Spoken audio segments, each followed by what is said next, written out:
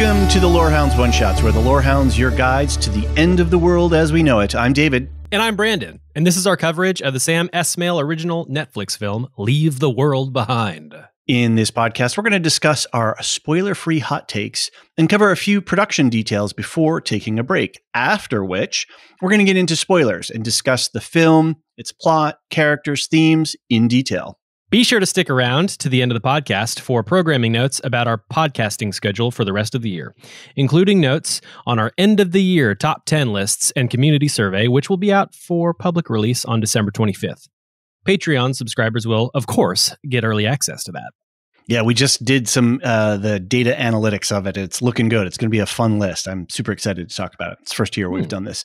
Anyway, speaking of Patreons, subscribers not only get early access, but they get ad-free versions of all of our podcasts as well. Check us out at patreon.com/thelorehounds and subscribe for as little as $3 a month. We also offer annual subscriptions. So for the price of a meal out on the town, you could not only have ad-free versions, but you could also rest easy knowing that you're helping support us and all of our co-hosts make great content for you. If you want to get in touch with us, send emails to lorehounds@thelorehounds.com. You can also visit us at our website where we have a contact form and an easy-to-use voicemail feature, and we can include your audio right in the show, which I've done, and it's nice. We also have a fun and active community over on our Discord, so check us out there. Links for all of those will be in the show notes. Brandon, good to see you. How you been? I have been grand, just hanging out, shivering when I go outside. Yep.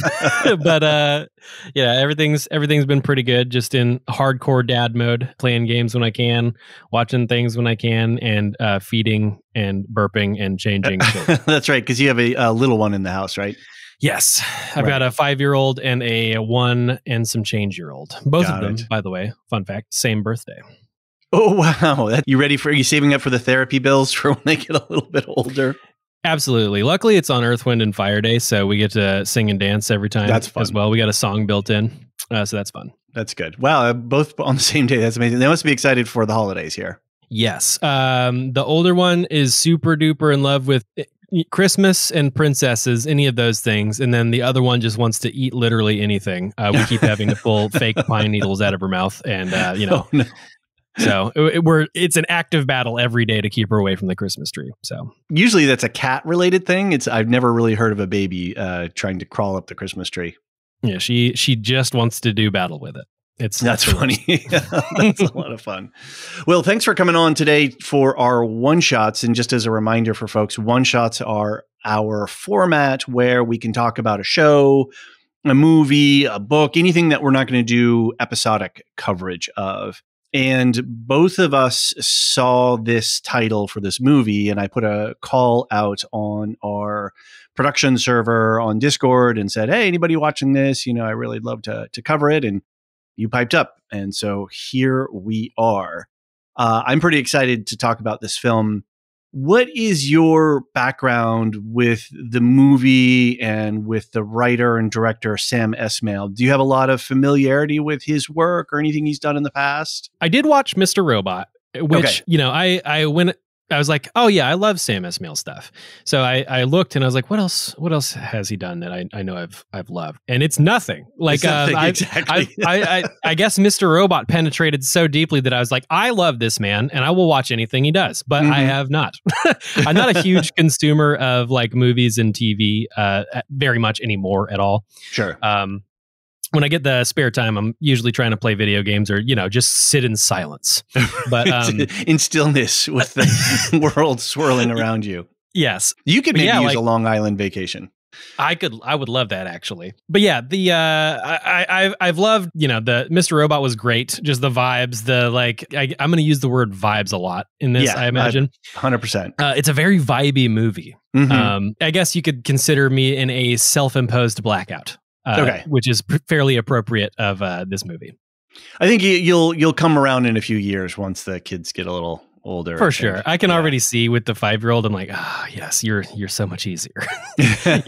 You're just coloring and doing whatever. And the little one is just looking at me like, let's do it now. We're doing fun stuff now, please. Right. We have one 8-year-old, and it's great because she's able to do all her bathroom stuff and get herself to bed.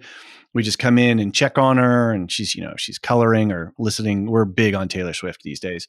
Same. And she's just listening to some music or whatever. And it's like, oh, wow, I suddenly have a whole hour to, 45 minutes to an hour back to myself that I never had before. I don't know what to do with myself sometimes. Listen to more Taylor Swift, I guess. Exactly. Eras is coming for home release, so you can watch that.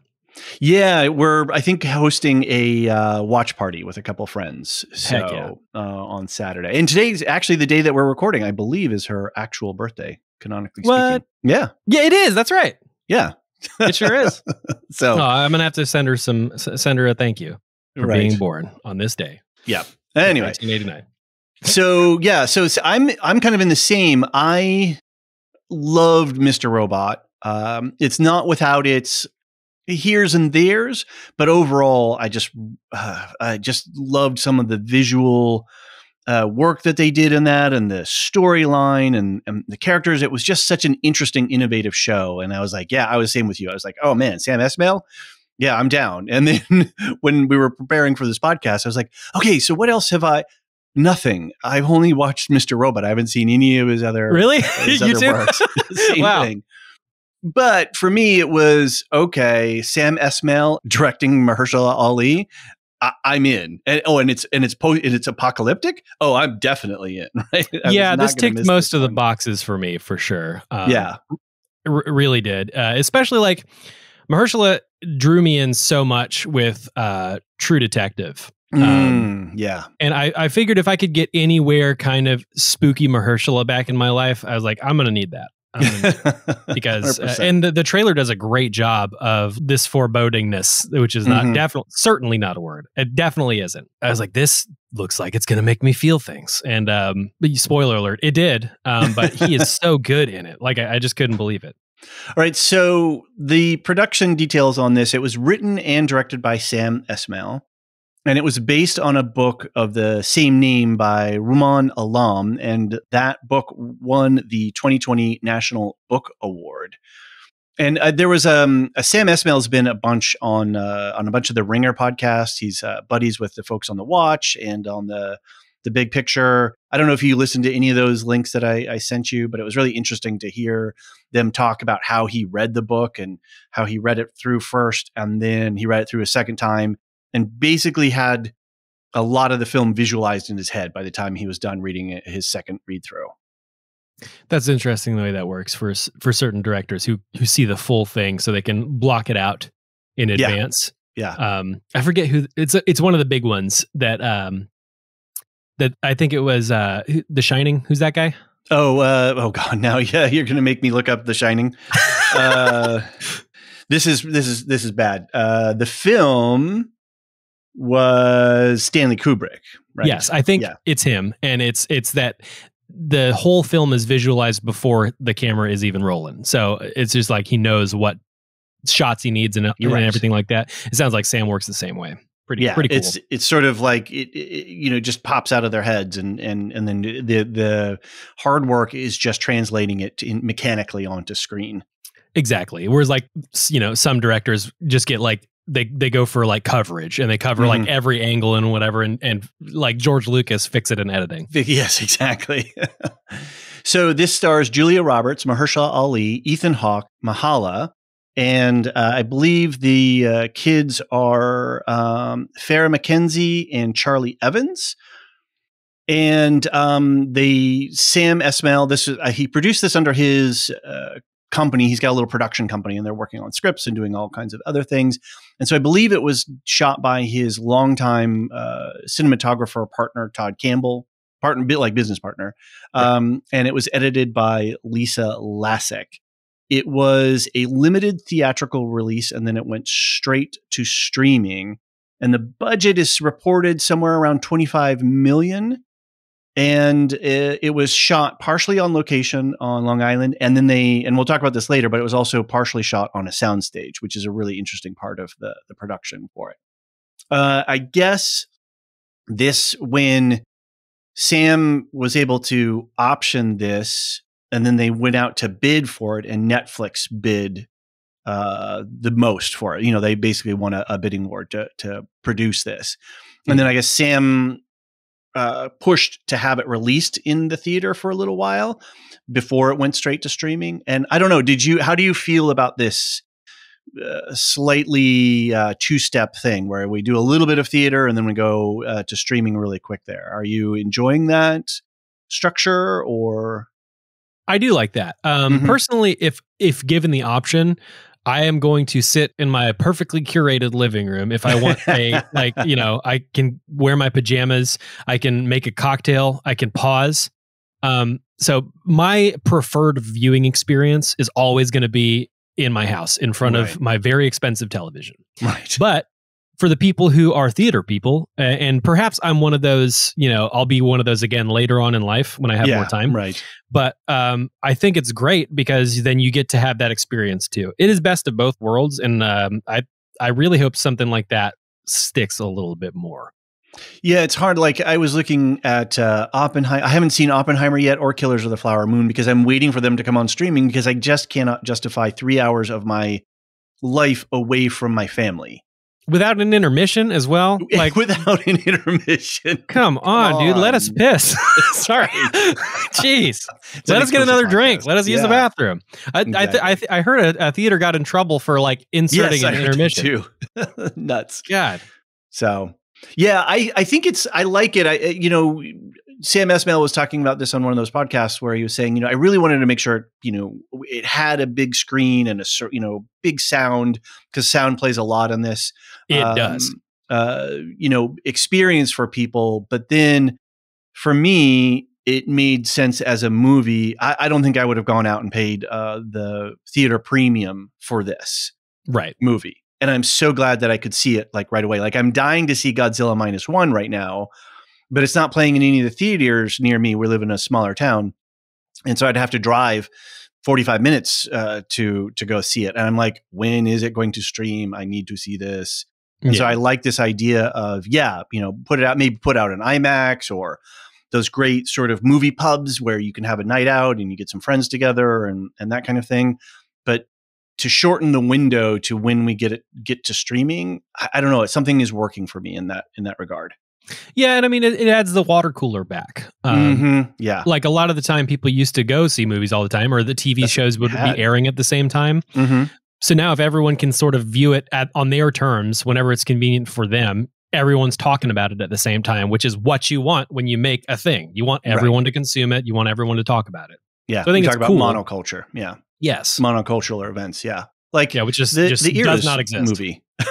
Yes, exactly. Eras is like, it's got to be the biggest cultural like moment that I can remember happening in a very long time. That wasn't like a pandemic. Yeah, but like everything is so like segmented in its own little pocket cultures now. Well, I would say Maverick or Top Gun Maverick. Barbenheimer, Eras, those are okay. Yeah, so we've got a few of them recently, but yeah, it definitely like those are these great things, and we don't have enough of them right now, like you were saying. Having these everybody being microcultured down into being at their home theater by chance.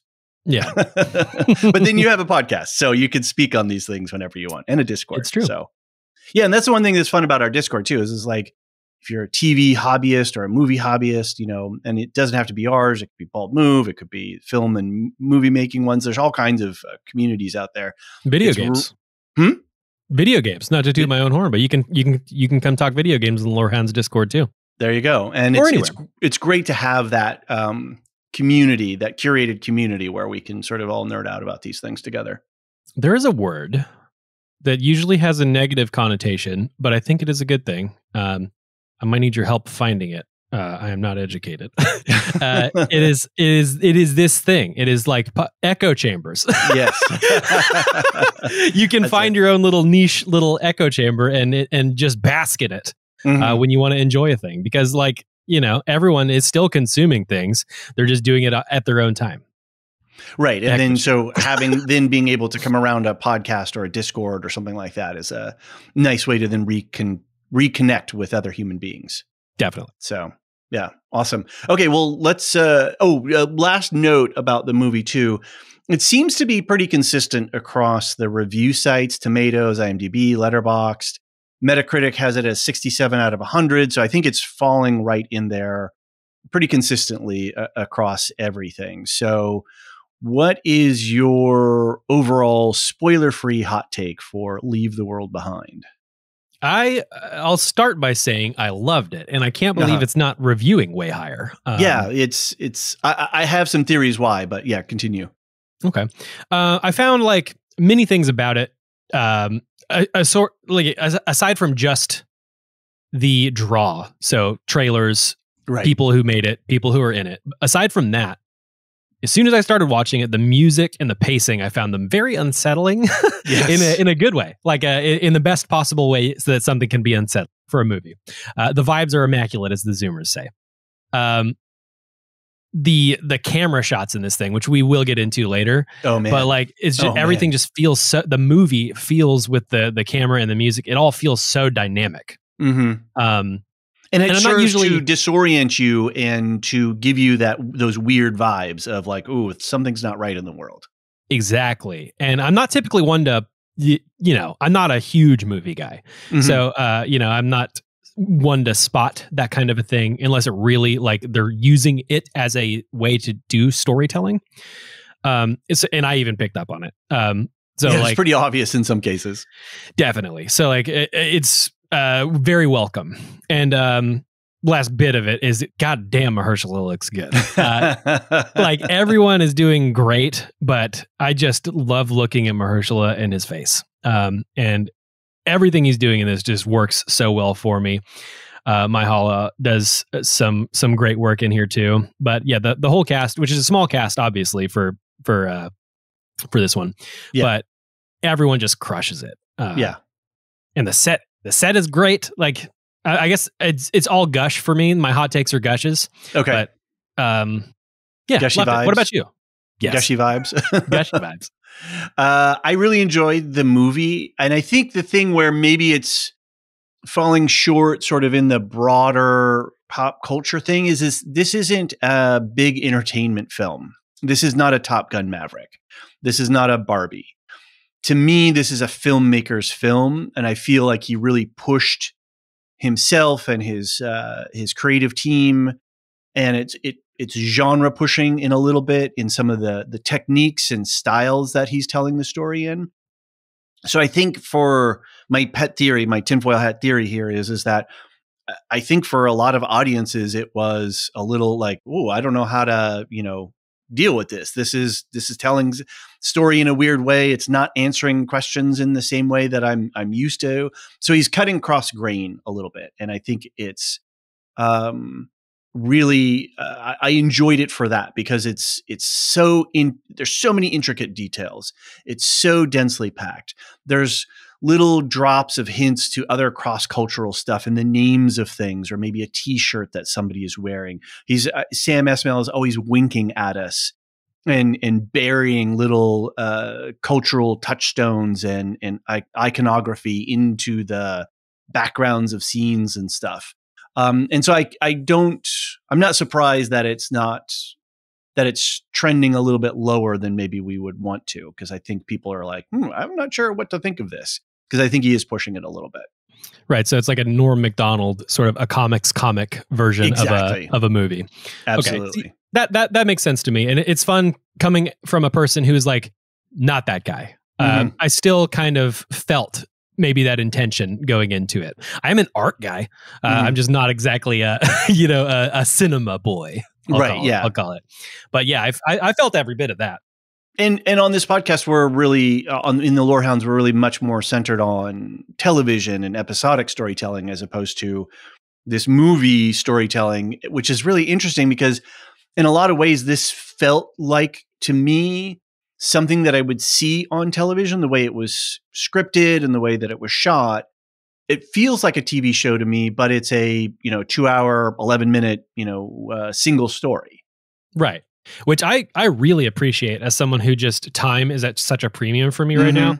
Like a beginning, middle, and end is such a great thing. Like with video games, right. I'm gravitating to more like a shorter, densely packed game.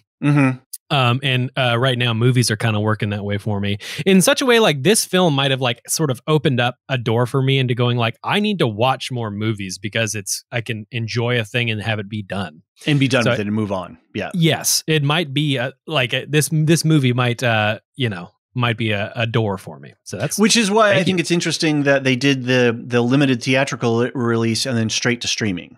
Mm-hmm. Because then the cinemaphiles can get it in that big screen the way it was intended, but then the rest of us mortals who are living a busy family life, we can enjoy it too and still have the buzz in the zeitgeist, in the conversation space where it's fresh, as opposed to, we had to wait 3 months for it to come out on streaming or something like that. There's something there about the fat cats up top watching it in the cinema and us worker bees. We'll get into that later as the movie goes. That's a different show, maybe. Yeah, but like you said, this movie very, very vibes to this movie. Yeah. Well, and Sam is a cultural critic, right? In that way, same along with like Noah Hawley and like Fargo season 5 is dealing with some very similar themes that are happening with that. That's shout out for that show. Season 5 is rocking. It is on fire. But like you were saying, that the camera work was amazing. The complementary music, the needle drops, even a needle drop that goes into a diegenic where it's, we hear the soundtrack sound and then it drops down into a scene of a character listening to that same song on the radio as they're driving. So really, really fun filmmaking techniques. Again, more of Sam Esmail being a filmmaker, a TV show maker, whatever, and using tricks and techniques and reveling in those kinds of things. Yeah. I had a thing too about the soundtrack. So Mac Quayle, who composed the original score for the film, I'm reading this part directly off of Wikipedia. But I thought this was really neat. The whole score is consisting around like a 9-note mode by Oliver Messiaen. Right. And you're a musician, so you're going to pick up on this a little. Yeah. And I mean, it's that like piano, like it reminds me of, I'm not like a music scholar or anything, but Lydian is like a different mode that I've heard before. And it came from pretty much all of my like classical music comes from John Williams and Star Wars. Mm-hmm. So like I learned that like he used things like Lydian modes for like character leitmotifs and stuff like that, which so I think it's neat that you can in like such a small thing, you can use literally one mode and use that as the entire sort of score. So anytime you're getting that like sweeping chord, like on the piano, which it's a mode, it's not a chord, but it comes out as like it's so spooky. It's the first thing you hear when the movie starts is that like piano like run where it's like like that. And it's just it's the same thing. It's like the pulse of the movie is that sound. I love it. Wow. Okay. So I'm gonna have to go back and watch the movie again now thinking of that. Oh, and by the way, the next time we interview music composer Bear McCreary, we need to have you on the podcast so you guys can talk about this kind of stuff. I had so many questions. It was such a great interview. He was so fun to talk to. I can't listen to everything the Lorehounds do because these madmen are constantly putting stuff out, and like I just don't watch very many things. So, but this thing is a must listen. Bear McCreary is a treat. Yeah, sure. It really was. We were so grateful to be able to take some of his time because that dude's got to be busy as anything these days. So he didn't seem like it. He was right there with you guys the whole time. He was just so excited to talk about it. So it was awesome. Great guy. Yeah, very fun. So the last note that I had was, what this movie really reminds me of is a modern version of a Hitchcock film. Yeah, you say that and I'm like, oh, okay, I'm there with you. Yeah, so I'm not a big Hitchcock devotee. I haven't studied his films a lot, but I remember in seeing a Vertigo when it was remastered and re-released in the theaters, and really noticing how he would raise the tension. He would turn the knob, and there's this one scene where they're in an apartment or something, and they turn, and there's like the way that the closet is framed and the clothes are in the closet. It gave me a mini jump scare, right? As if there was somebody back there waiting to leap out, and just all the time doing those little things so that by the playing time with your expectations completely, so that by the time you get to the climax of that movie in the tower, And when certain things, I don't want to spoil. I mean, it's a very old movie, so but whatever. When this big climatic moment happens, I leapt out of my seat. I was so freaked out because he had slowly just notched up that volume knob on the tension just ever so slightly every scene, so that I was triggered and I was primed by the end of it to be like, oh my Lord. Pardon my brain, but you were edged all the way until the huge nut at the end. So I don't think it really was. It was masterful.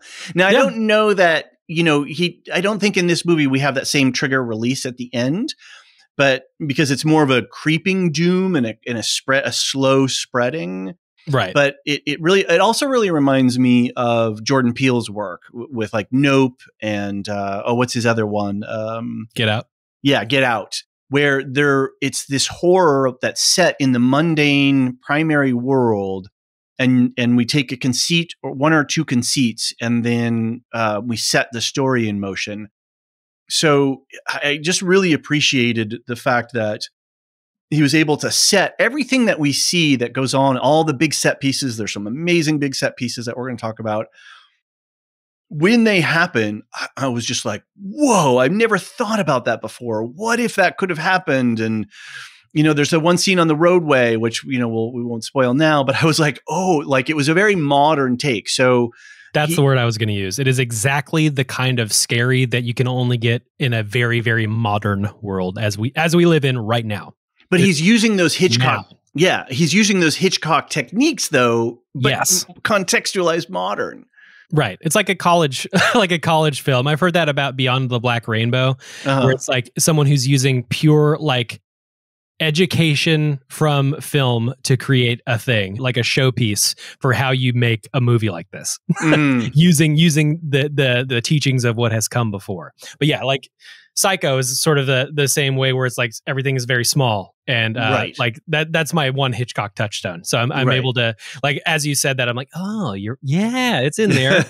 It's in there. It's small and like creeping the whole way through. Right. And the doom spreads slowly around you. And we're very intimate with all the characters as they're being challenged and confronted with things that shake them to their cores, but yet doesn't completely blow out. It's not like, oh, here comes an alien spaceship.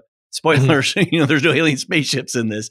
But the horror is so intimate and all around and yet diffuse that it does. And then the way that the camera works and then the music works, it really does create this great environment of dread and everything's worry. Working in concert to make you feel it's very well put together. I could totally see this being used as in a filmmaking class. Yep. Right. Yeah, I could definitely see it the same way.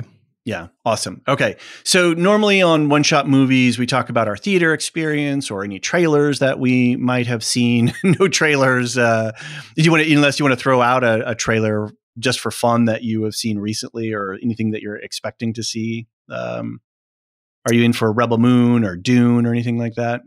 I am very excited about the Halo show coming back. It is a very bad show that I'm very excited to watch more of. That's it's a second February. Make of something, right? It is season 2. Season 1 was pretty awful. Especially as a Halo fan, like it had some stuff in there for me, but it's just very wrongheaded and like, it's not for the fans of Halo. So what are you even making it for? Right. But season 2, same stuff, different day, coming back. Very excited. Okay. Don't know why. One of our Patreon benefits is access to this curated database list of shows and movies that we're watching as a community, and I'll have to put Halo in that list now. I ignored it when I was culling the internets the other day for what's up and coming. So it's pretty awful. I love it. Very cool. I'm interested in seeing Rebel Moon. I've been seeing a lot of Rebel Moon material on the interwebs these days, so I'm very curious to see how that's going to pan out. It could be horrible, or it could be really cool. We'll have to see. Zack Snyder, right? Mm-hmm, yeah, it's his Star Wars epic. From what I heard, he's directly going for Star Wars, which has almost never gone well. So we'll see. I will listen to your podcast on that one. Very good. And then maybe I'll watch it. And Elysia and I are going to be covering that. Cool. Very cool. One shot. Yep. So the last thing that we always like to touch base on especially on the one shot movies is, would you recommend Leave the World Behind, and or would you see it again? Yes and yes, absolutely. I think if you're any kind of a movie person, or honestly not, if you like mystery, if you like just good old fashioned acting, right? Julia Roberts is great in this. Ethan Hawke is great in this. I haven't even talked about them, but yes, they're crushing it. Like everyone does such a great job in here. It's a real actor's film, and it's a real filmmaker film as well. I think it's a perfect Saturday night. What's on? Let me do this. Right. Yeah. I think it's an easy film to watch. Maybe it worked so well on me because I was surprised, but it really did work well on me. So, not to oversell it, but I loved it. Okay, well, let's take a break. And when we come back, we can start talking about the movie in detail.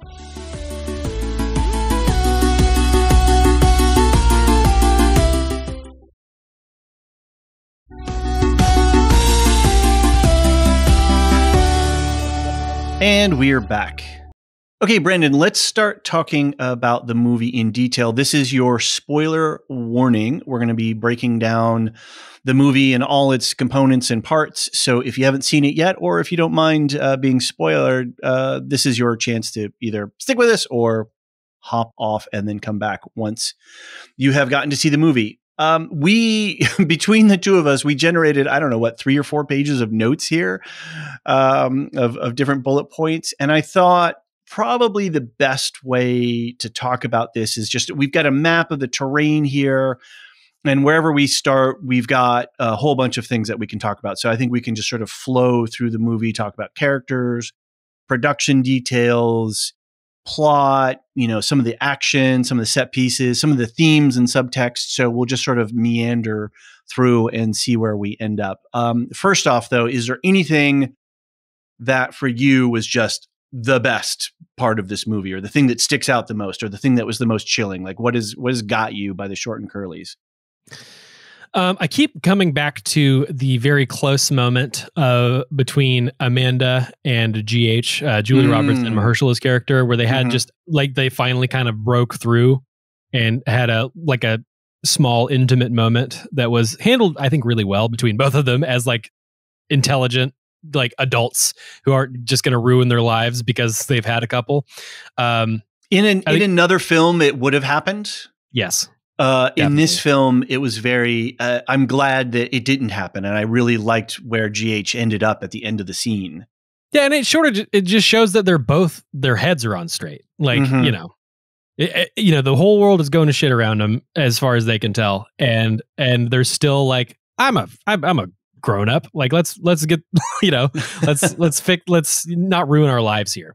Right. That was great. I watched it once in its entirety, and then I watched in sort of bits and pieces.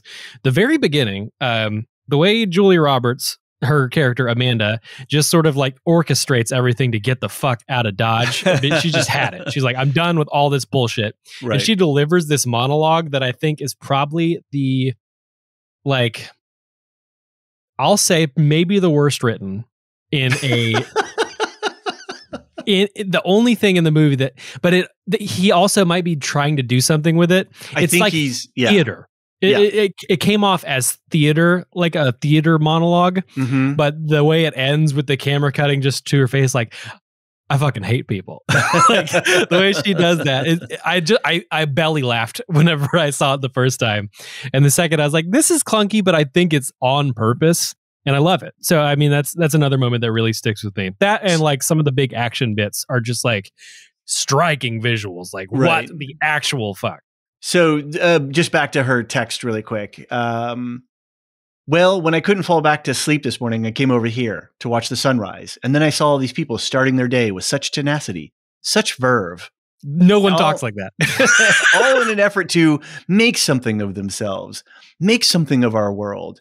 I felt so lucky to be a part of that. But then I remembered what the world is actually like. And I came to a more accurate realization. I fucking hate people. Exactly. I feel like that, but I don't No one talks like that. No one does. And then the way that they do the hyper zoom in on her face. Oh, yeah, it's like a rack zoom. Oh, my Lord. He went the entire length of that lens, right? I mean, he started wide and he was like, you could feel the zoom ring hit the stop. Exactly. On the far end of it. But I think to me, that was a really strong visual and script cue to say, okay, David, you're sitting here watching this film and you have a bunch of expectations and you have a bunch of thoughts about what you think is about to happen here. And this scene is here to tell you that everything that you thought is not actually going to be what occurs. Right. Right. It's just a big, strong signal to go check your expectations right here because we're about You're to in go for on a weird journey. one. Yeah, you really are in for a weird one. So, and then the next scene where they're driving in the car and she's looking up outside of the car with the camera mounted on the outside of the car. And we're just looking at her sunglassed face as they're driving down the highway. And she says, "Leave the world behind." Mm-hmm. And it's part of a conversation that we're dropping into, probably with, I think, her sister on the phone, and she's talking on her headphones. And then the camera moves inside the car somehow. Oh, yeah. I have no idea what they're doing there. I have it's no be idea. Some sort of a weird robot arm or something, or a drone that is excellently piloted. Yeah. But that's a cool scene, too. Because like it shows just like they're all together as a family and they are all completely alone because they're all in their own heads. You know, she's there on her phone talking. Her husband's like just listening to a podcast or trying to listen. He's trying to get the game. He's trying to get the game on the radio. Yeah, the son is playing Call of Duty on his phone, and then the daughter's watching Friends. Is that what it was? Call of Duty? It's got to be. It's basically whatever shoot 'em up game. Right. Probably, you know, they're leaning more Call of Duty than Aliens because he has some information later that he's quote unquote learned from a video game. Right. With the flyers. How to say "Death to America" on a flyer. Right. So let's talk about the whole Friends part of it, and even like through to the end final scene.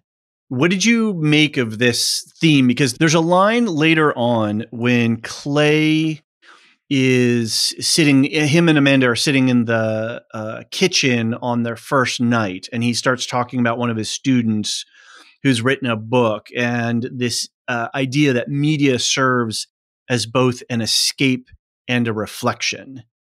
And here we have the daughter who is so much more motivated by Friends and the parasocial relationships she has with characters on that show than she is by anything in the real world or any of her real human emotions, even though she's sort of, you know, craving it. And I thought her character was really interesting too. She's so oblivious to the way the world works, but yet is the one who is so observant and connected in so many ways. There was a great scene too when she goes out to see the deer. She walks barefoot out on the grass to go see the deer. And that's a big thing people talk about these days on internet. It's like, yeah, unplug your social media and go walk barefoot in the grass. Touch grass. Touch grass, as the kids say. So I thought it was really interesting. And then that final shot where she gets to see the final episode of Friends in the bunker of that house. And that's a dope bunker. It is. I don't know. I didn't know what to think of it at first. I was just left in such a state of shock, of joy, I don't know. I didn't know how to process myself because the movie was working on me on so many different levels. I know I called it whenever she was going into the bunker. I was like, she's going to find the DVD box set and she's going to watch that last. I said it to my wife. I was like, it's going to happen 100%. And she did. And I was like, yes, nailed it, crushed it. I was like in there for it. And, you know, it's a great way to, because like all this horror has happened and then you can't help but smile and clap along when that theme comes on. It's right. Maybe it's people pretty much my age and up who Friends was such a cultural touchstone for, like huge. And it was like a break, you know, it's maybe the first parasocial like thing where like you feel like you know these people, Mm-hmm. and it felt more real, I think, than sitcoms earlier did. You know, you don't got, you know, it's not, you know, the Bundy family where they're all horrible to each other or anything like that. Like, or the Cosby Show, where you know, you could see it, but it was also removed enough that it was a smaller pocket of life. Yeah, you know, it's a little bit more rarefied. There were things like Fresh Prince felt a little bit more real in a lot of ways. Mm-hmm. But yeah, like Friends was a big one. It was just huge, and Right. But 10 seasons of it too. Like that's incredible. And it always ran in syndication and in reruns, which she said was the thing they you know, the old people used to do, or whatever she said to Julia Roberts. She's like, "What's that thing the old people used to reruns?" She's so clueless about the world, but yet she is the one who is so in tune with certain things that the others are completely missing. Right, and all it takes is for her to not have Wi-Fi or whatever, so she can't watch Friends, and then she's like in there. She is touching the grass. She's looking at the deer. Which, by the way, the hordes of deer is like deer in themselves, because of how vacant-eyed and stupid they are. They are a little bit creepy, but when you put a lot of them together, holy shit, what a visual! Very affecting. Right. And well, yeah. So, yeah, where do we talk about the deer? The deer I thought was interesting in terms of the overall horror element. So this goes to another Hitchcockian element, like the birds. Yeah. Right. Where the birds are just sitting around staring at everybody for a while. And you're like, this is weird. What's going on? It has to be supernatural. Like it feels like that.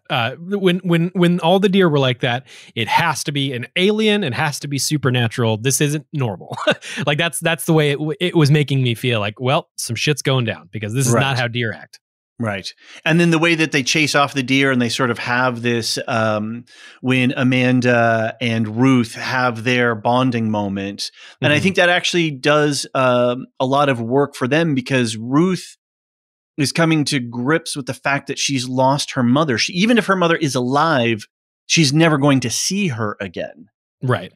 It's not like Walking Dead season 1, you know, early episodes where Rick finds his family again, right? It's like, we're not doing that. And so she's got to come to grips with it.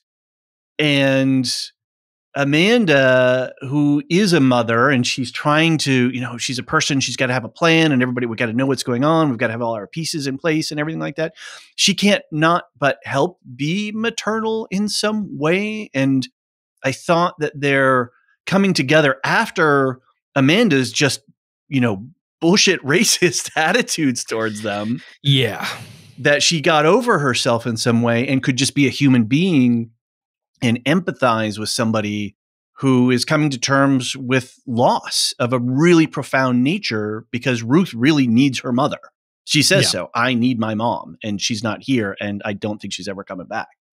Yeah, a lot of the character dynamics in this one are pretty strong, especially like basically Amanda versus everyone else. Like it's pretty good. She's just such a like a leader. Whenever any sort of power is like threatened in her, she immediately attacks. Which, you know, I think this can be a useful thing for a mother to carry around, or a parent in general. But yeah, in this situation, and honestly, it kind of worked out for him in the end. But yeah, it was really nice to see, after so much tension throughout the whole thing, for them to finally like sort of stand together against what, I don't know what those deer would have done, but it's not like they were going to, start, pull a gun out from behind their like deer back, and then, but, I guess maul them. That's the one thing they could do. Wildlife just to stare at you like that is and not be afraid of you, and you're outside of a zoo, a petting zoo environment, that these are wild creatures, for them to not be is a very disturbing thing. My a family member recently had an encounter, and we don't know if the animal was rabid or something like that, but it was a coy wolf, which is a hybrid animal that's coming up more and more, especially around in the Northeast. And it just sat in the driveway and stared and wouldn't run off. And it was so unnerving for that person. They were like, what do I do? And we don't confront wildlife on a regular basis. Absolutely not. Not if I can avoid it. Yeah, we don't live at that level anymore where we're encountering, I mean, okay, a chipmunk or a robin or something like that. But any sort of megafauna is very weird. And so it all goes into that spreading doom of like, why are these animals doing this? This is so unnatural. I actually did have a moment with an animal that was irregular. There was a possum. I was at work it was like a couple of months ago, and there was a possum who just like walked up to me. I was like, "Oh shit, what are you doing, bud?" And I backed up. Exactly. And like I called people. I was like, "Hey, there's a possum. Like, what do you want me to do?" And my boss at the time was like, "Possums are North America's only marsupial, and as such, they cannot get rabies. So do not be worried about rabies. I don't understand the animal's behavior, but don't worry, you will not get rabies from the possum." I was like, that's a very interesting fact, but it's not going to help me here. I love it. Yeah. So, but yeah, it is very unnerving when an animal who normally would run from you on sight just walks up and does not give a fuck. Like Right. It's weird for sure. And it's that whole setup too of the deer. So the family goes out to Long Island to get away from the pressures of the city. To leave the world behind. And here they are encountering the world, but the world is not what it seems. Something is wrong here. And so it's not idyllic and pastoral. Like when they first see the deer, when I think Amanda looks out the kitchen window and says, "Oh, look, Clay, a deer." Look. Oh. And so to use such an innocuous animal to be this, it's not a harbinger, but like a symptom of what's going wrong in the world, I thought was a really fun way. And it fits. It fits for the story. On Long Island, you're going to see deer. You're not going to see, that's, so it works from a storytelling standpoint that way. I agree. Very affecting. Yeah. It's always either a delight to see a deer or you're very mad because they're going to run themselves into your car. Right. It's one of those two options. And that's basically the only action that most people have with deer these days. Let's talk a little bit about some of these set pieces. So we have the deer, which is not really a set piece because it's more of an ongoing theme. Yeah, it's recurring. Yeah, but we have the tanker, the airplane, the drone, and the Teslas. I loved the slow roll of the tanker. It was great. Where they're just like, "Oh, look, it's a tanker." And, a little while longer, that thing's coming right this way. That's cool. It's getting close. Well, it's getting real close. Hey, wake up. We gotta move. I love the way that was handled. And like, one thing, I was just so happy that they ran sideways. Yes. The scene just was the way it was rolling out. I expected I don't know what the bottom of a tanker looks like. I think they build them in the water, don't they? Tankers that size? I don't know. That's a good question. I can't imagine how they could move it into the water, but I expected it to fall over whenever it fully got beached, like to roll to one side or whatever. But I was so happy that they didn't do the run on the train track instead of get off the train track situation. Right. Like no one in this movie feels, it doesn't feel like anyone does anything horror movie stupid person at all. Right. Like everyone is a real person, which I really enjoyed. Like you just run sideways if there's a thing coming at you on a predetermined track. Right. I love the way that felt. Then there was the guys down on the shore who are standing right next to it and doing the video, and then they run at the last second. I'm like, that's very contemporary. That is very real. Because I mean, you look at everything through the lens of your phone, and you're like, that's not real. That's not happening in front of me. It's happening in my phone. Yeah, right. And it is that thing. A great visual as well, and a great way to set up the dissolving of infrastructure and all of these computerized systems, which is another big theme that this movie tackles, is our dependence on technology. Clay getting lost, not Ruth. What's the daughter's name? Rose, being upset because she can't watch the finale of Friends. Dude. The finale. So you can't read the Airbnb terms to see whether you can kick me out of the rented house or not. Right. But I thought that the tanker really served as a great metaphor for this reality to crash into our fantasy. Definitely. It was the first real sign of like, shit is actually going down. Pay attention. Like in the movie. And how much of our world is unseen to you and I? Mhm. Okay, I drive my car. I got to go to the store. The gas for that more than likely came on that tanker, but I'll never see that tanker, or I'll see the tanker. Oh, look, we're flying over somewhere or something. Oh, there's some tankers out in the ocean. I know intellectually there are tankers out there, but viscerally, I don't have an experience of what tankers do, what they sound like, what they smell like, what they look like up close. And so to have one run itself up on the beach where I'm having holiday and living I'm getting away from the stresses of the real world.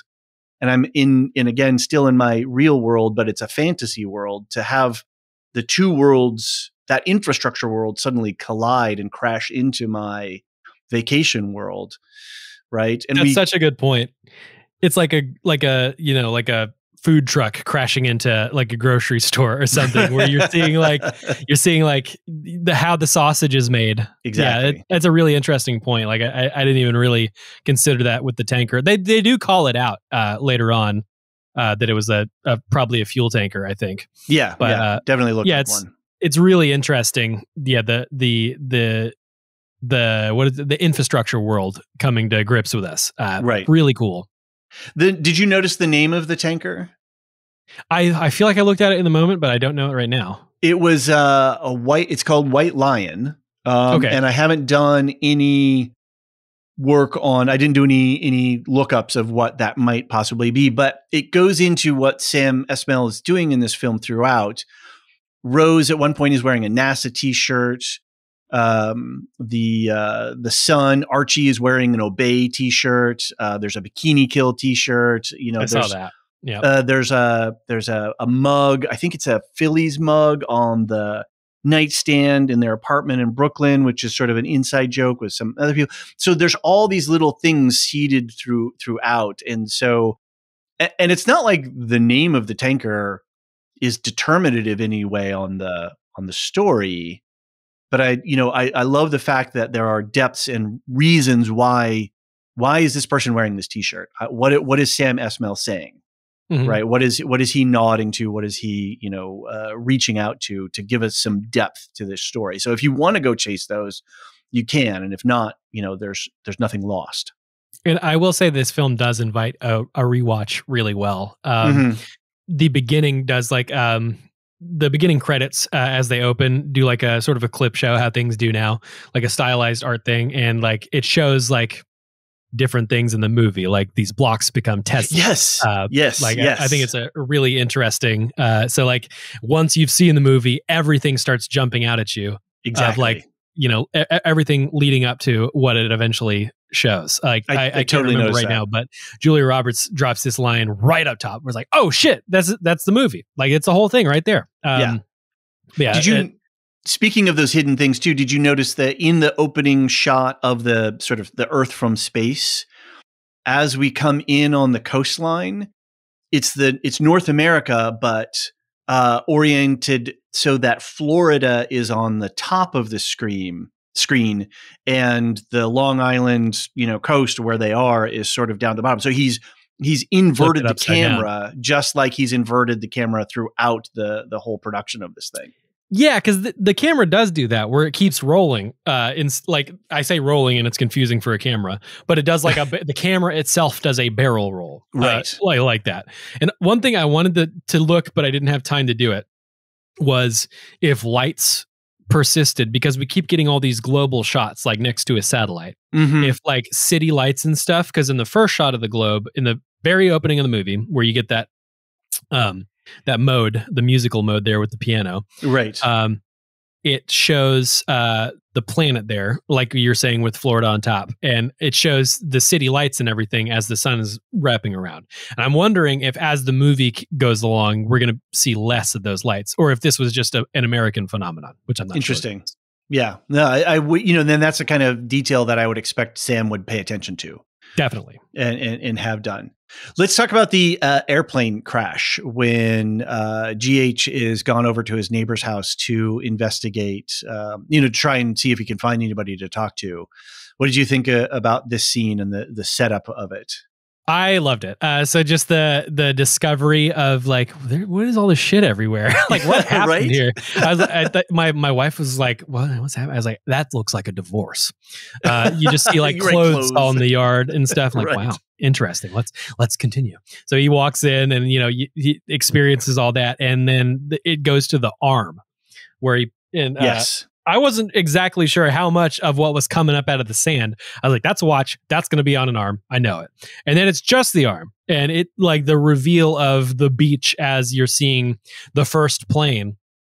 It is just such an, oh shit moment. Right. And then you just see another one coming. This isn't a movie for the visuals. I don't think. I think you watch this movie for the actors. Mhm. It's an actor movie, but this is the CGI, the deer, the plane. They're little soft, but still, it's fine. Like fine. It is Exactly. good. Like I don't give a shit about any of that. Yeah. Yes, we still play 8-bit video games now because we like it. Like this isn't going to be but it's so affecting watching that plane come down and GH's reaction to it. Like everything is played so well. And I love that we're left on a little cliffhanger too. Like, did he survive? And then the next scene is, why are you all wet? Yes, right. A couple of did he survive situations, like the crop dusting, which I did. I was like, is that metal shavings coming? This is obviously with Ethan Hawke's character later on or earlier. I can't remember. It was kind of concurrent, wasn't it? Sort of at the same time because GH is at the neighbor's house.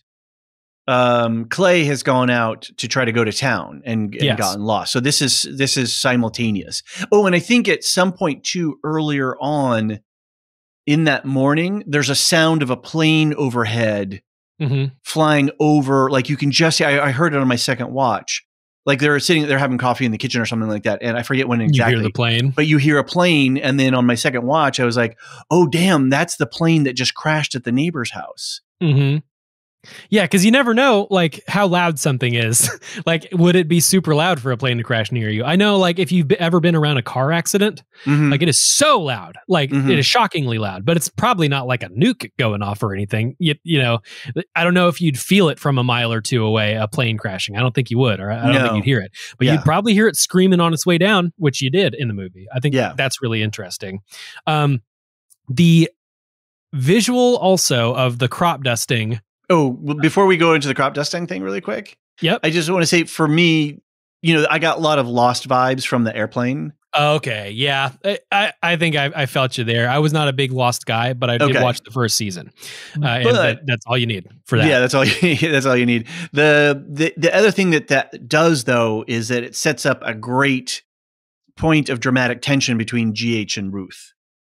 Yes, definitely, because he's tell them about the plane crash without upsetting Ruth. And so that goes into Ruth's whole thing when she's talking to Amanda saying, well, I disagree. I don't think you should protect your children. You should tell them the truth of all of this kind of stuff. So when GH withholds from her, she's not only hurt by the fact that she could have lost her mother, but you lied by omission to me. Yeah. You fell in, he outright lied because he said I fell in the pool. Mm-hmm.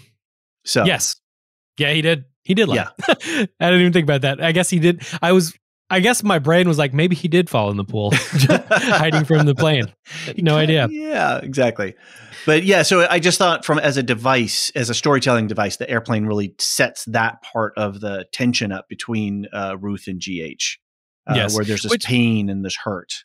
We didn't really get into it, but the tension of GH and Ruth running up on the family at the house in itself was like really, really good, like really strong. Oh man. Yes. Because like everyone's nightmare going to an Airbnb is for the owners to come up and be like, we're staying with you, scoot over. Like it's the worst thing that could happen when it comes to an Airbnb. Especially in an isolated area and with wonky service to begin with. Like, how do you get help if you needed help? Racial connotations aside, I don't think at first Amanda's reaction is all too unwarranted because like it is weird having strangers in your house. Right.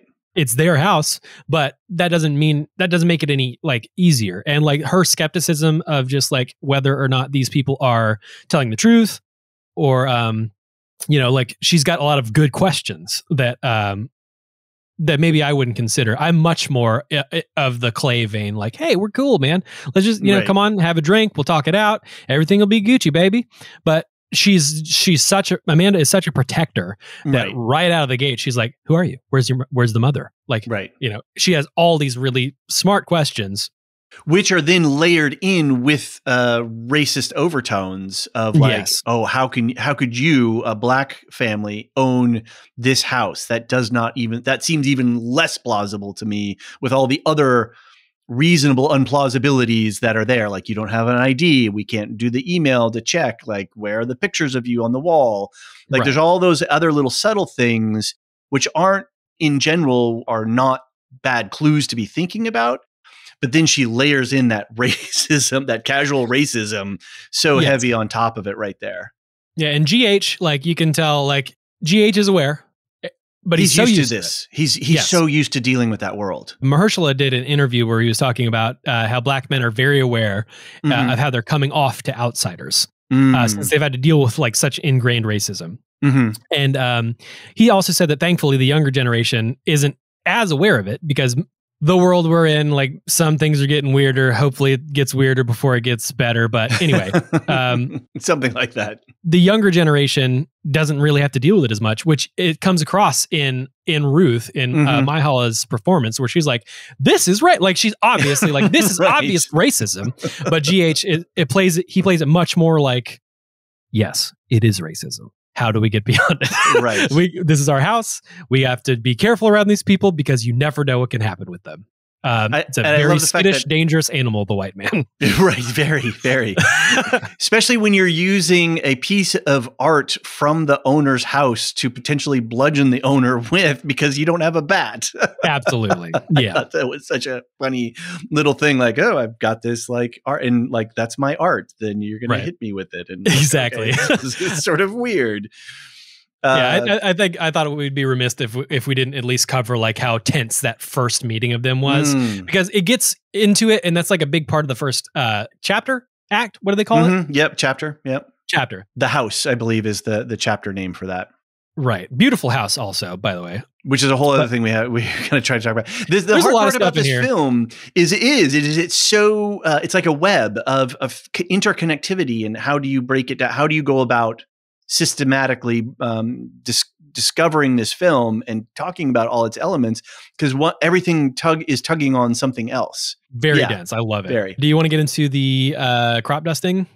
I do. I want to talk, since we were talking about the families and their meeting and the racism aspect, I have to talk quickly about that scene or that shot of them, of Clay and Amanda standing inside the house and GH and Ruth standing outside the house. Yes. And the way that he shot that, so that the camera is really far back, so we see everything, but the camera is standing in line with the line of the wall of the house. Yes. And the house has been cut away and sectioned so that we see both interior and exterior simultaneously. And it is a gorgeous shot. The lighting of the indoor and the outdoor lighting, the two families confronting each other, these questions of race. Like, this is GH's house, but yet he built it, he paid for it, and yet he's being excluded by the white people who are borrowing it for a weekend and are excluding him from his own place, even though he's doing it by intent, because hey, I'm renting the house to you. But like just all of that complexity in that shot, and that shot is visually beautiful. Masterpiece, just an absolute. Totally agree. And they do the same thing later, because of course he's staying in his own basement instead of like the bedroom of the house. But they do that same shot, but they do a tracking shot coming from underneath up into the house, and you see through the floor and everything. Kind of like how in cartoons used to do that thing where if you go underground, you'd see like skeletons of dinosaurs and stuff as it passed through into like a basement.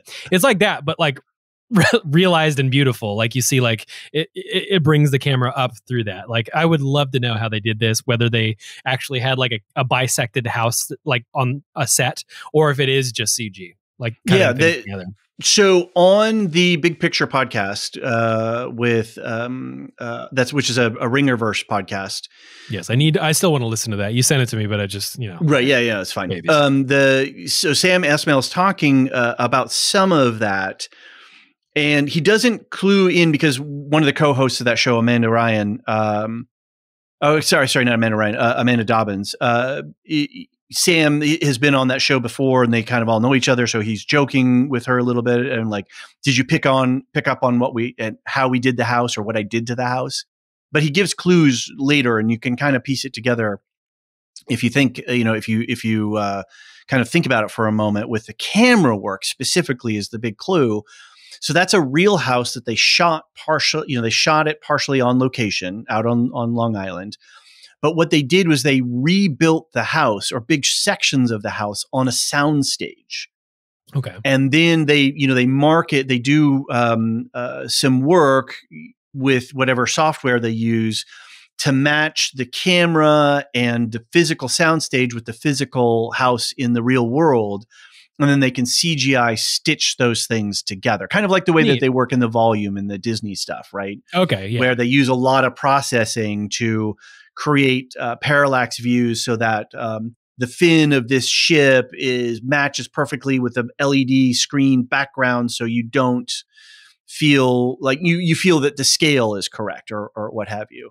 Right. So I think what they did, because he never confirms this explicitly, but this is my theory, is that they built the house, and then so all of those tracking shots where we move through a wall, or up and down vertically, or there's that great shot where we follow Amanda when she's in the living room going upstairs all the way up to the bedroom. Yeah. And the camera is doing these barrel rolls and twists and follows.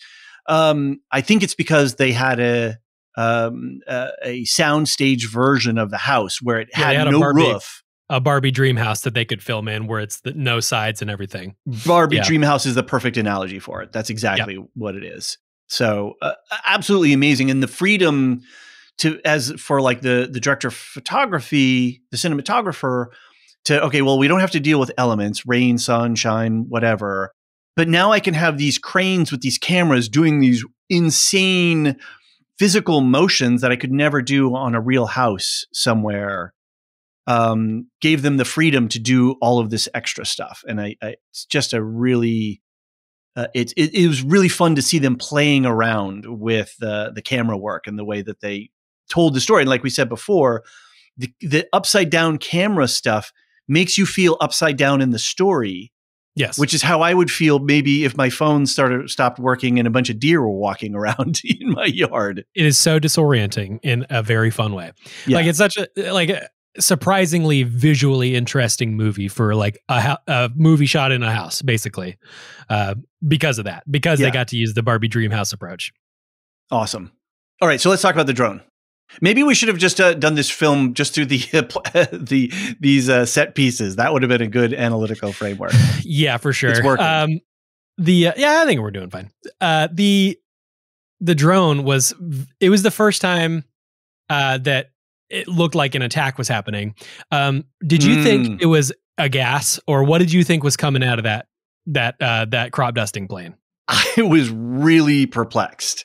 I thought, was it a gas? And not only was I questioning what was it, why is it all the way out here in Long Island? There's nobody out here where they are. This is like farmland. So why would you be dropping those things out here? So that was the two questions I had. Like, what the hell is that? And I was starting to panic too, because Clay was panicking because Ethan Hawke acted the hell out of that scene. He did, especially with when he was talking to the Hispanic woman on the side of the road. Yeah. And she was speaking in Spanish, and he didn't know how to speak Spanish. I picked up a couple of words, and one of them was rojo, which is red. Right. And I saw the red cloud at first, and I was like, oh shit, this dude's about to get, like, I thought he was getting gassed or whatever. Right. Like some sort of a chemical weapon. Attack. Yes. And then when it was just the flyers, it's like, what the hell? Like, it's just, it was like shocking to me for some reason. But yeah, like that visual of the red cloud coming down. Very good. And the way he like he spins the car around and drives the fuck away. Like, good.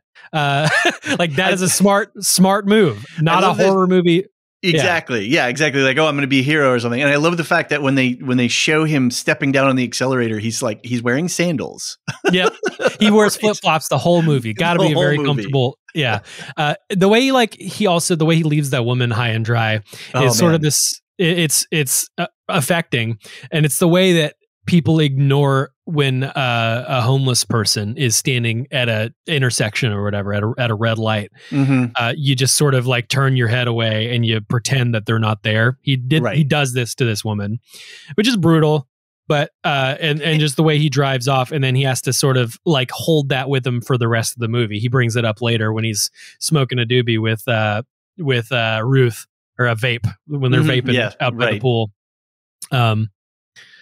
Yeah, that was a fun conversation too, by the way, not to get too much in the weeds, but the way that the characters sort of like all kind of go off to have their own little moments together. Right. Because really, that was happening simultaneously with GH and Amanda listening to records. Yes. Right. And then with Clay, obviously he cares about people. He's a very, he's a sort of he sees himself as a kind and easygoing sort of person.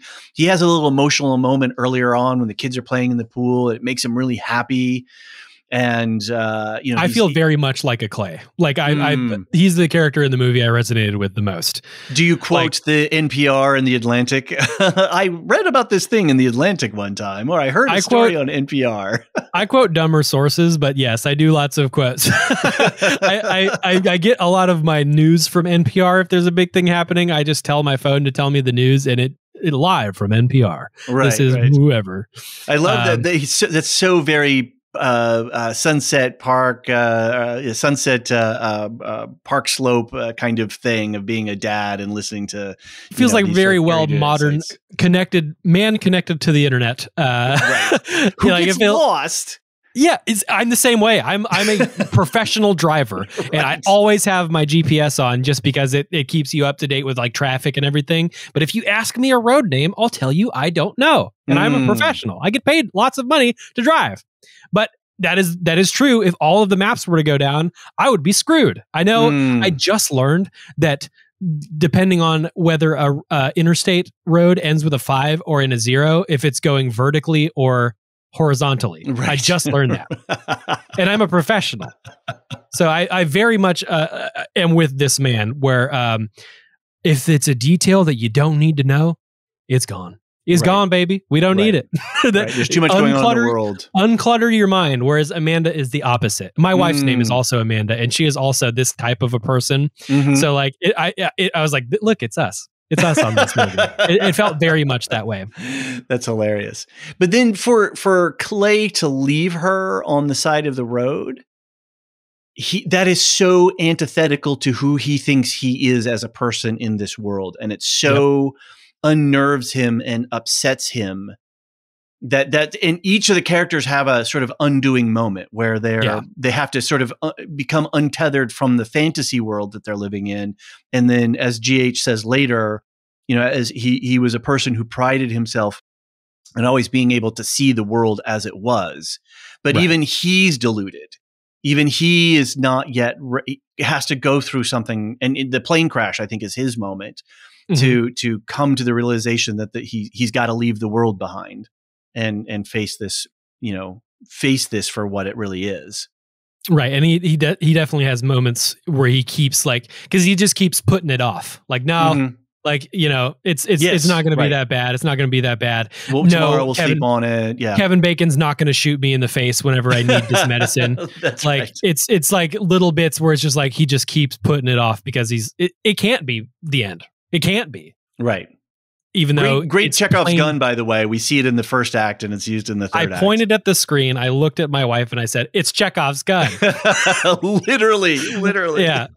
I know things about movies. I just don't watch very many of them. That's Chekhov's gun. She said, "Shut up." So this drone too, and this flyer, it was very North by Northwest. Again, another Hitchcock comp, right? With is it Cary Grant running away from the crop duster? Yes. Yeah. I've seen that yeah. parodied many times. I haven't seen the movie. It was parodied on Family Guy once where he was running. Peter Griffin ran away from a plane, but I know the reference. So, but then this flyer, say more a little bit about this flyer, because if it comes from the Call of Duty world, I was like, like, what is this? I don't. A lot of things parody Call of Duty because Call of Duty is a parody. Okay. It's not like a Marvel Cinematic Universe where it's like a specific thing, but Call of Duty is like it is Fast and the Furious of war. So like it is dumb action movie but war. Okay. So depending on whatever version you're playing of that game, it's a very easy thing to use as like this is just quote unquote Call of Duty. But in the modern warfare version of the games, a lot of them are taking place in like, the Middle East or wherever, like Russia. They're not taking place in Russia, but they're like villains that are like vaguely, vaguely the enemy. That's it could be called Call of Duty, vaguely the enemies. But he's able to, because of bullshit he's seen in the game, identify that this means death to America, which I loved Kevin Bacon's thing, the character Danny, who is just the what do we want to call him? Yeah, he's a contractor, but we want to call him a blue collar conspiracy man. Should we call him that? Yeah, he's a working man. I don't think he was like a prepper because he was loading up a lot at the last minute there. He would have already had all of that prior, I think. He was wearing a Dallas Cowboys hat, but he could easily be wearing a red one. He could. I'll say that. And that's funny because Sam is doing that. He's putting in, again, T-shirts, hats, mugs, all of these little things. There's a whole bunch of cultural iconography, if I can say that word, embedded in this movie. And so that hat, it doesn't have a deep, deep meaning. It's not determinative, but it's a visual signal for us to interpret. And if you're a sports fan, it says something to you clearly, right? It's boom, there it is, right? And you see it in the shot, right? And Clay or GH even says wearing a Cowboys hat. Yep, and of course, when you see the character again, he is wearing it. Yeah, I cannot remember why I brought him up in the first place. Right, so there's so many like set piece moments still that we really haven't, like the Teslas. Yeah, we haven't talked about that yet. You have here, I'll go ahead and just say it, great modern horror trope. It absolutely is. It's what everyone's afraid of with electric cars that are controlled, like in self-driving cars. I don't know why it took me so long to get there. I just saw actually a note from today. They recalled like a whole bunch of these cars, a whole bunch of Teslas because of the self-driving things too. Oh, so really? It's like, yes, I woke up and I read that and I was like, I'm recording a podcast today. There's perfect. A whole section of this movie where they got to like do this horrifying Tesla situation. So yeah, the Teslas just running themselves, and they're all white Teslas too, running themselves into each other on this, like trying to get out of town. I remember now. It was. Oh, you remember your Kevin Bacon point? The Call of Duty connection. Yeah, so that's it. That's right. Kevin Bacon brings up a point. Well, we'll get back to Teslas, but where in a different city, under a different context, they're dropping things with like a Korean message of death to America. Okay. So like, and I can't necessarily trust Kevin Bacon in this situation because he seems very much a conspiracy guy. Although he was right. He did get the water. He knew stuff was coming, but maybe he's right for the wrong reasons. Right. But this Tesla situation was so good and also played very well where Julia Roberts, doesn't just wait. She says, they're stacked up. There's more coming. Get in the car. We're going. And the action hero moment for her is driving around these things and not getting her whole family killed by, rogue Teslas. Well, I don't play Grand Theft Auto, but I could see it felt very video game, dodging these cars in that way. It did. I'm a professional driver. I don't know if she could. Handle, like, if I could handle this situation of skirting around cars. And they were in a Jeep Cherokee as well. Yeah, pretty nice one too. But yeah, she handled the hell out of that and got her family out of there. And then the hard cut right back to Mahershala opening the door for them because they can't get out of town. Yeah, it was brilliant. Yeah, but the way that Sam set that scene up. Because at first we're like, that's weird. And then the shots back and forth between her face and the sticker, and then the sticker again, and this, with a close up on the self-driving.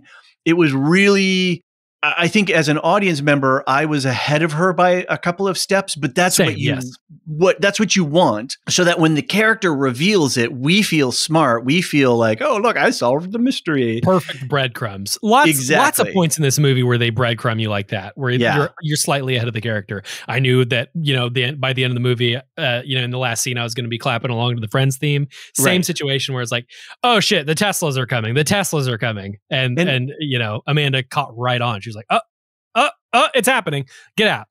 What a great modern in the car. And he's like, what? Why? It was perfect. I mean, it told the story of the family as well, and because they were the family, their dynamic was playing out in that action scene. And it was very real. The mom or Amanda, that human being, taking control of the situation, while Clay, the other human being, the thing who's more soft and emotional and about people, is not thinking about practicalities of life. Yes.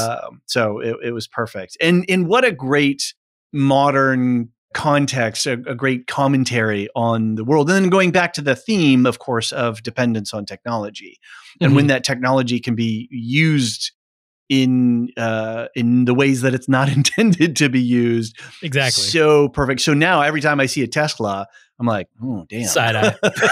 A side eye that Tesla. That's right. Big time.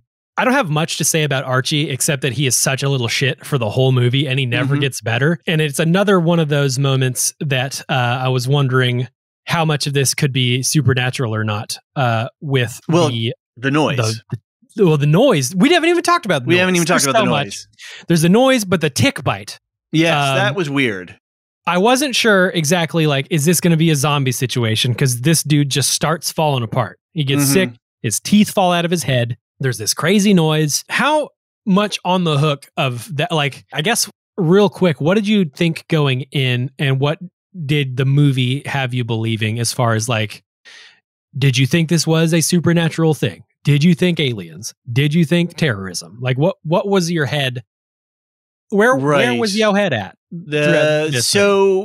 Yeah, that's a good question, because I didn't actually think about it. I just knew that it was going to be a start of an apocalypse. I loved the whole disorientation, and people theorizing, well, power plants and these kinds of satellites are tethered to the ground stations and things like that. So they're theorizing and trying to make up answers in the moment, but without an internet or a phone or a television to tell you what's going on. That's how he really told the story from the ground, whereas a lot of disaster films tell the story from above. We see the meteor striking down, right? Or we see the situation room and the president being briefed. Well, Mr. President, if we don't do X, Y, and Z, the Earth is going to be destroyed, and this is how right? So we don't get any of that until one of those very ending scenes.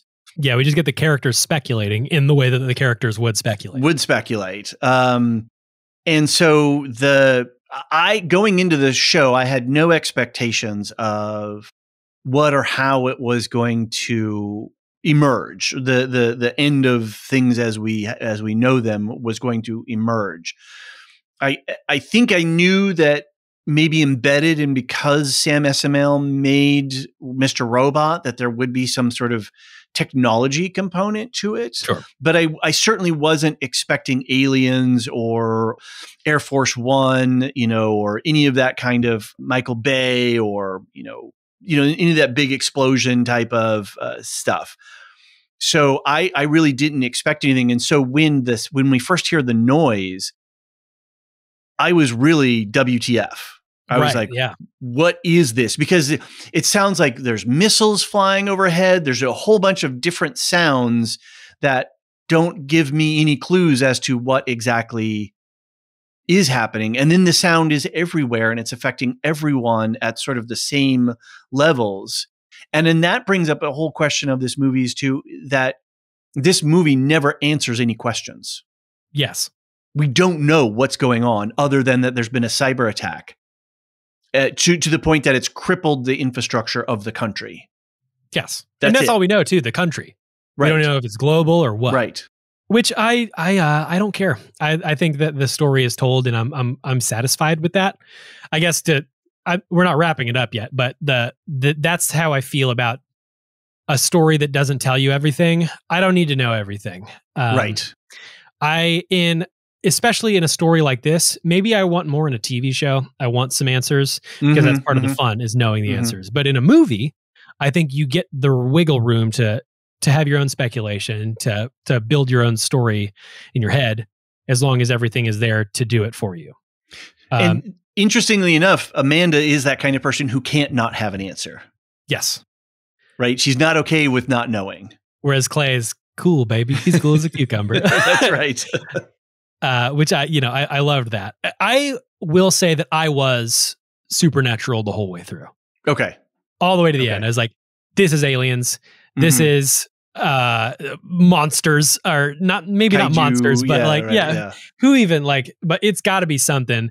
Deer don't act like that the whole time. The rapture, it could have been anything. But yeah, and I guess technically it still could. Who knows? I'm going to say it was the rapture, and it is archangels that are bombing New York City. Well, Mahershala or GH does say, right, he does unfold the theory, which is, didn't they do this in, maybe they didn't do it in Mr. Robot, maybe I'm confusing some movies, but maybe it was one of the Die Hard movies where they talk about like a fire sale, these hacker concepts, right? Yes. And these sort of socially engineered catastrophes that you can build. I'm sure some of that was in Mr. Robot as well.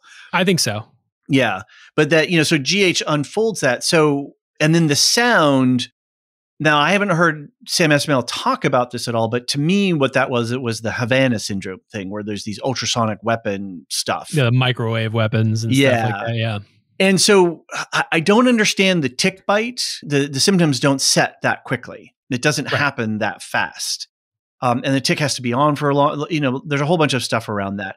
But yeah, you don't get Lyme disease like that. No, you don't. This is not it. It's not how it works. I am rural. It takes forever. Yeah. But the microwave thing and the teeth. So the teeth was the one moment that I was like, okay, this is a little weird. I'll go with it. Yeah, because now it's a multi-pronged attack. It's not just a cyber attack. It is a chemical weapon attack. Here's a theory if we want to, get behind it.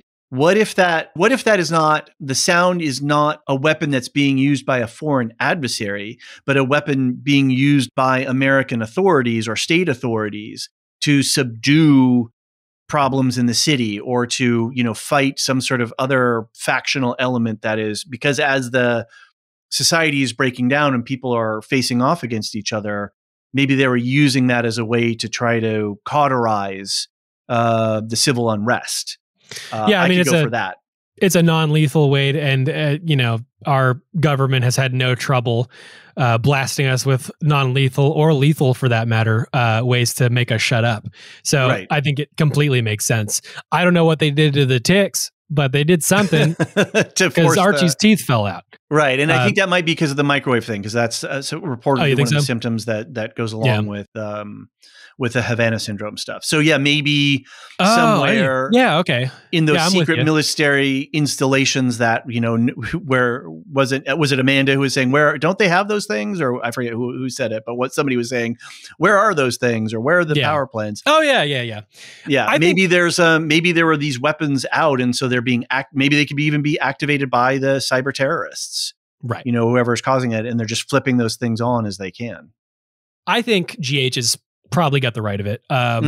He gives like the plain reading of what has actually happened, right? Where it's like, world's gone to shit. All the rich people knew about it a couple days in advance. All that they can do is give you a nod. Great storytelling way the way that he recounts that story, the way he reaches her arm and grabs her and stops her from leaving. Yeah, like, hey, this is important. This is important, but she's like afraid of the violence that's about to happen, but it's not. He's just got to finish the story. And the story is he didn't laugh. He just, he said goodbye. And I felt, it was just so weird. It was not his normal character. Really? That was my signal. Yeah. I loved that. And I do think probably, as far as the mystery of the movie goes, GH is probably, the plain reading is probably right. Right. And that's all. That's the way I took it. I was kind of taking the piss when I said aliens or rapture, but I think well, GH I think that's right. probably why the movie isn't polling as well, is because I think this is where Sam Esmail is cutting across the grain. Normally we have answers. Normally we get the big picture. We have that third person omniscient point of view of seeing the asteroid hitting the surface of the Earth. Mm-hmm. In this movie, where the camera is down on the ground with the people experiencing it, with no answers, no information, and we have to sit with that. And I think that is unnerving to people. Yes, when they see that's the point, right? Yeah, exactly. That is the point of this movie. This movie is about the people. It's not about the problem. Mm-hmm. It is about the people, and I think that he did such a good job telling a human story in a very non-human situation. And there are a couple of other theme. Well, are they themes or maybe even the thesis of this is that the real answer is that no one is in control, and that God helps those who help themselves. God, small g, God, because that's actually not biblical. It's apparently ancient Greek, and then it made its way into Aesop's fables, and so that sort of is gotten around. But the the West Wing comment. Yeah, I only watched the Sorkin seasons. That was a very wink and a nod. Yeah. But this idea that there's no one in control, there's no one coming to save us. We are here with ourselves, and we have to take some agency and ownership of our lives. And we have to examine our dependence on technology. Maybe you should start carrying a Thomas guide and with you when you're driving around, right? I should bone up on reading maps. I know how to do it, but man, it's been a minute since I've had to. So I think I think he's, this big statements that he's making are this idea of media, and this, is media being a reflection in our parasocial relationships. We're certainly purveyors of that with our podcast here, and the shows and TV shows and movies that we're covering. But then this idea that the reality is no one's in control, and we've got to be able to help ourselves. And I think, and there's another line, hope begins in the dark. And so the fact that Danny and GH square off, but they don't kill each other, and then this family, these two families, find some common ground to be able to support each other, as opposed to turn against each other. The rest of the world is turning against itself, and at least in this place, here is a little glimmer of hope, where these two families, who and Amanda says, I fucking hate people. Yeah, she's got to learn to love people in this, and yeah, it's like that story of how one of the Russians that was in control of the nukes, there was a glitch in their system, mm-hmm. and it looked like America had showered the world in nukes, and he had his finger over the button, and he refused to shoot a nuke off at Earth, or not at Earth, but at America or whatever. Right. And because of that, like,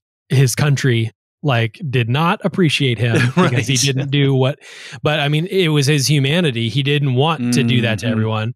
And it's sort of the same situation on a much smaller scale, where Kevin Bacon did not fill them full of holes. And it just shows that we're not all bad. Right. Maybe we're not all bad, David. Where we can see our ways to seeing each other's humanity. And I loved Clay finally has a moment where he stands up for himself in some way and says, you just said, Danny, that you would, do anything for your family. Here I am. Yes. Doing the only, I don't know what I'm supposed to do, exactly. But I'm trying to do something. So see that and appreciate that. I don't care about the money, but just get to the point that you can see that I'm trying to help my son. I'm coming to you as a human being. Yeah. This is everything to me. This is all I have. It's very heartfelt, very well delivered. And it is very the hell out of that scene too. They did. God, so everyone involved. Good stuff. Well, I think this is a pretty good place to wrap it up. This is really fun to talk about. I hope folks see this movie, and I hope we see some more from Sam Esmail before too long. Yeah, I need to go back and watch some of his earlier stuff. I think I owe it to him in this one, because he's really the only things I've seen out of him I've loved. So might as well bone up on the man. Definitely check out the podcast too on the Big Picture podcast because they have Julie Roberts comes on and they talk with her a little bit, and then they talk with Sam for quite a while, and he gives a lot of insights into his process and how he goes about visualizing and making things. So it's a really great. It's not just hey, we had the director on, so we're going to ask him popcorn questions, but it's a real examination of how Sam Esmail and what his creative process is and how he sees things and what he's trying to do with his work. So it's very cool. Oh yeah. Sounds like a must listen. Good stuff. Okay. So let's wrap it up here. First, our quick notes. We are coming up on the end of the year. And normally our patrons get a exclusive benefit of our second breakfast podcast. That's where John and I talk about life, the universe, and everything. Talk about things that we're doing in the real world. We usually pick a silly movie to talk about as well. But we have a tradition here on the Lorehounds that we do our top 10 rankings. And so John and I put together our top 10 lists for television shows from 2023. But this year we've done something new, and that's we put out a community survey. So anyone who's a Patreon subscriber had the opportunity to fill out a Google form and rank your shows, plus 3 bonus questions, which are what was your sort of secret pleasure show? We don't want to call it necessarily guilty, but the one that's sort of fun and you can't help but watch, even though you might never rank it in your best lists. What was your biggest miss? What is the one thing you didn't get around to watching this year? And then what are you most looking forward to in the future? So a couple of our users on the Discord, Greg Saw and Davey Mack, and a little help from Sub-Zero, they've taken all that data, they've ranked it, they've analyzed it. They actually used a Mario Kart ranking system, I guess. I don't know if that makes sense to you. I'm a gamer and I don't even know what you're talking about. Anyway, it's points based on, whatever. Anyway, they put it all through the spreadsheet. So we have a top, of every show that was listed by everyone who answered the survey, a list of all the shows. We've been able to rank them. We've even ranked the networks. And which networks had the most ranked shows. So that was a kind of fun little piece. We're going to put that all together. We're going to send that out as a blog post when John and I record our final second breakfast for the year, which will have our personal top 10s. We're going to be interviewing all of our co-hosts. So Brandon, we're going to interview you and do your top 3. Same with Elysia and Jean and Marilyn and Anthony. And we're going to intercut those into the podcast. So for patrons, that'll be out early, probably late next week, which will be around the 22nd, by the 22nd or so. And then for the general public, that should be out on the 25th as a little present to unwrap for yourself. And then we'll make all that data available as well. Other things that are going on in the network, Properly Howard Movie Review has wrapped up their current season. They'll be back next year with some more movie reviews. But in the meantime, Steve and Anthony are covering the first season of Severance. And we've set up a whole separate feed for that. So if you're into Severance and you're looking forward to season 2, go check those podcasts out. They're dropping every Friday. And then as soon as we know when season 2 is going to come back, we'll let everyone know. And our plan is that myself, John, Anthony, and Steve, the 4 of us are going to cover it weekly, episode to episode. So that should be a lot of fun. Over on the Wool Shift Dust feed with Elysia, she's going to have some more Dune coverage coming up since we've got the movie coming out in March. Her and Luke are doing sort of big 360 sweeps around the culture of Dune, how Dune was made, the book, how the book was written, all that kind of stuff. But as well, she's been covering Beacon 23, which is a interesting Hugh Howey book or a series of short stories that MGM Plus has put on. It stars Lena Headey, and her and Luke have been doing sort of they're packaging up various episodes in chunks and putting those out. And then I think she's got some Christmas programming too. I think she's going to be covering The Wonderful Life and a few other Christmas movies and to put that out for some fun listener viewing. We are also, John and Elysia did a Doctor Who. They're going to be doing a Doctor Who special, the Doctor Who specials. They're going to be covering that. Elysia, Jean, and I are going to be covering season 1 of What If so that we can cover season 2 when it comes out. But we're also going to be covering Rebel Moon. So we've got that. John and Marilyn have recorded an episode for Hogfather, which is a Terry Pratchett book that was turned into a TV movie. So they're going to be talking about that.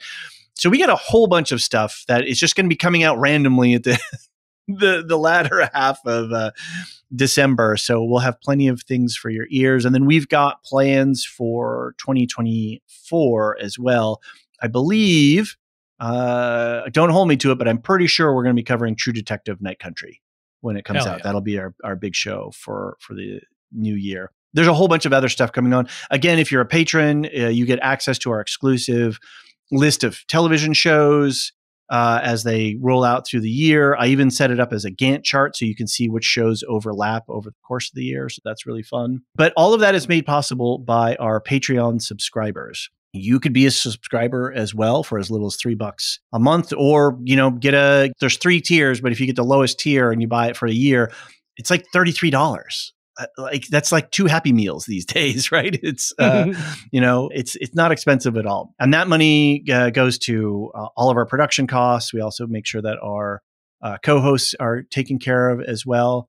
And we have our top tier, our Lore Master patrons, and we always like to give them a big shout out at the end of every podcast. So Samartian, Cyrus, Mark H, Michael G, Michelle E, David W, Brian P, Nick W, SC, Peter OH, Bettina W, Adam S, Nancy M, Lavinia T, Duve 71, Brian 8063, Frederick H, Sarah L, Gareth C, Eric F, Matthew M, Sarah M, DJ Miwa, Andra B, Kwang Yu, Laura G, Deadeye Jedi Bob, Nathan T, Alex V, Aaron T, Sub-Zero, Aaron K, and last but never least, Adrian. Thank you all so very much for your continued support. It means a lot to us. Thank you to all of our Patreon subscribers. Thank you to everyone who listens to us. Brandon, it's been an absolute pleasure talking with you. I look forward to doing some more one-shots with you in the future. Absolutely. I'm a one-shot person these days, so I'll be keeping an eye out for movies you want to see. That's perfect. I like these lighter weight coverages where we can just jump in and grab something. Are you a kaiju guy? I do like the big monsters. Those are fun. Well, let me know if you see Godzilla -1. I'm going to try and see it. So I'm definitely going to look around for theaters near me. I'm fairly rural, but I've got a couple of movie theaters nearby that I can look around for. I am interested. Very cool. That thing looks wild. It does. And it's been getting great reviews too. We're like really good dramatic reviews, not just. For sure. I've only heard good things. Yeah. Awesome. Well, Brandon, thanks so much. It was a lot of fun. I'm looking forward to it again the next time, and have a great holidays. Oh yeah. Thanks for having me. The Lorehounds podcast is produced and published by The Lorehounds. You can send questions and feedback and voicemails at thelorehounds.com/contact. Get early and ad-free access to all Lorehounds podcasts at patreon.com/thelorehounds. Any opinions stated are ours personally and do not reflect the opinion of or belong to any employers or other entities. Thanks for listening. I fucking hate people.